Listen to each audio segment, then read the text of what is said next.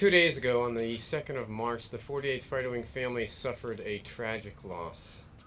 We lost Senior Airman Nick Halden.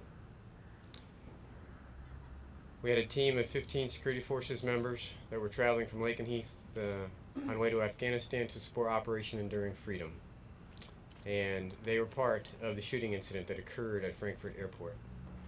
At this time, this wing's #1 priority is caring for the families and the friends of those that were wounded and Airman Halden, as well as looking after the entire 48th Fighter Wing family. All of our efforts are focused on making sure that people have the care that they need to healthily get through the grieving process and then move us on and continuing to support the wing mission here. The 12 airmen that were also involved in the shooting incident are at Ramstein Air Base. They have cooperated with the investigation, which is still ongoing, and they're right now being cared for at the Deployment Transition Center at Ramstein Air Base.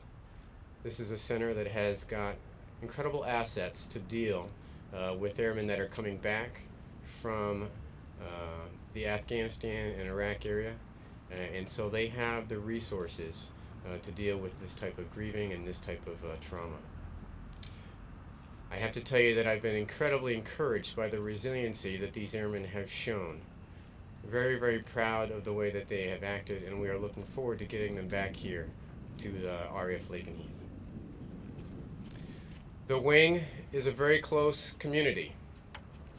Both Lakenheath and Mildenhall, we have great community bonds and great bonds within our Air Force. There has been an amazing demonstration of compassion by all of our airmen, not just the members of the Security Forces Squadron, but all the units here at Lakenheath. We have drawn together, and I have to say I've been incredibly proud of the way this wing has reacted, and I believe we are healthily moving through this difficult tragedy. The final comment I'd like to make is just a comment of appreciation for, one, the outpouring of sympathies that have come from across the globe, expressing their condolences for our loss and expressing support for the American community here, and it has been greatly, greatly appreciated, as well as great cooperation in all the things that we need to get through a tragedy like this. Certainly, the German government has been playing an enormous part, since that's where our airmen are at this time. And we can't say enough about the incredible medical capabilities of the hospital that they are in at this time, and very, very pleased with the support. Nick Halden is a typical of the young airmen that are serving in the U.S. forces today. A great, great young kid who came to us from Alaska. The airmen that served with him in Alaska have been just calling and expressing their support and their condolences and how much they enjoyed serving with him. He's been here at just a short time at Lakenheath. He made an immediate impact on his arrival here, and of course it is a tragic, tragic loss to our family here, to the Halden family, and to the U.S. forces. He's married. And we are doing everything we can to care for both his immediate family here and his extended family in the United States. So the remaining members of this team will not deploy. Is there any guidance or word yet of whether their deployment has been pushed back at this point or completely canceled? The first step for the remaining 12 airmen is to make sure that they get the care that they need as a result of the tragic events that they had to go through. Their immediate care is being taken care of at Ramstein at the DTC. When we feel like it's good for them to travel, and we hope it's within the next few days, we're going to bring them back here into the fold and again monitor them and make sure they get the support that they need. I mentioned previously their resiliency. They are a strong group of young Americans who are still ready to go downrange and take care of their mission, and they have expressed that to us. We will make smart decisions about when they're ready to do that, and eventually, of course, they will get back to their mission. Let me say that the security of our airmen and the safety of our airmen and all our service members here in Europe is of the highest concern. We very carefully assess the risks to our personnel, the measures that we can take to minimize that risk, and the movement of them throughout this area. We understand that there are risks in getting our mission done, and we do everything we can to try to minimize that. The specific questions about the transportation on that day, I'm not able to comment at this time. Would you like to see a change in the Air Force using the Econoline vans that are often seen, on the A-14 or going back and forth with the U.S. plates? As a commander here in England, would you like to see that policy at least reassessed in light of this event?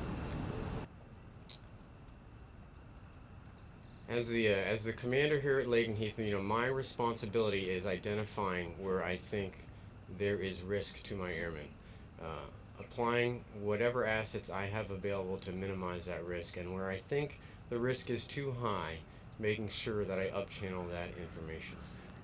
We do that on a routine basis. We constantly assess our risk, and specific items like that, I'm not ready to comment at this time, but I will say that we get great support in trying to minimize the risk as much as we can to all of our airmen.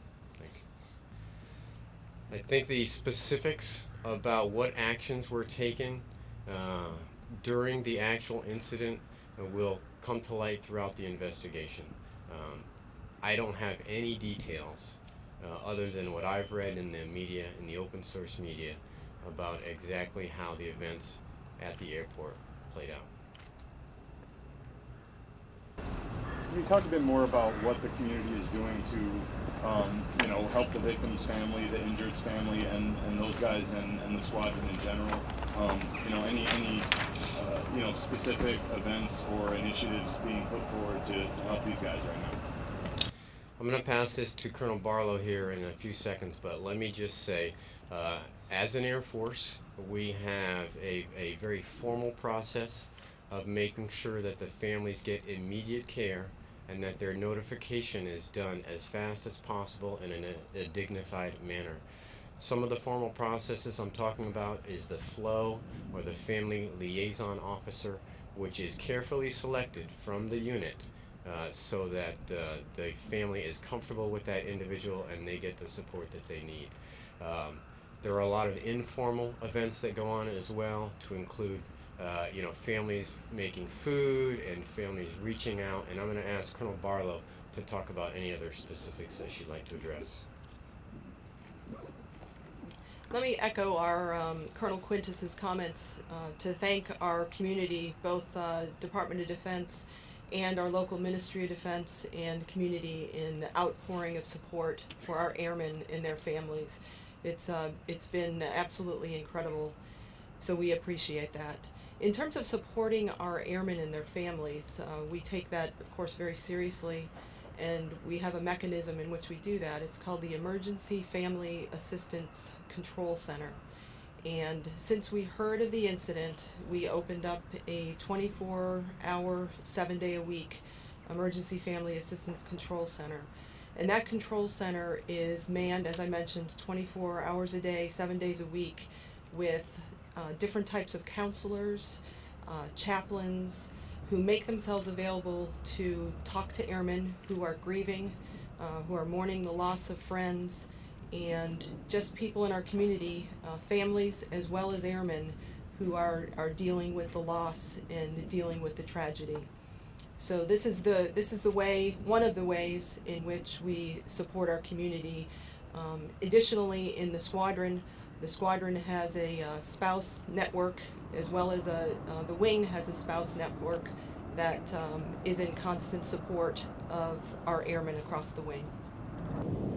I'm not sure how relevant my personal opinion is on whether it's the intent of the actor or the assailant in this case is. I will say that military members face threats throughout the world, without question. We understand that. We raise our hand to serve. We understand the nature of the war that we're in. We understand the risk that we take, as we serve across the globe. We are determined and committed to win this war and to reduce terrorism for generations to come. Can you say more about the condition of the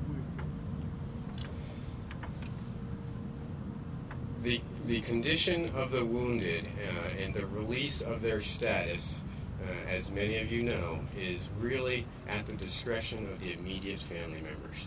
I can say that both of our wounded have been upgraded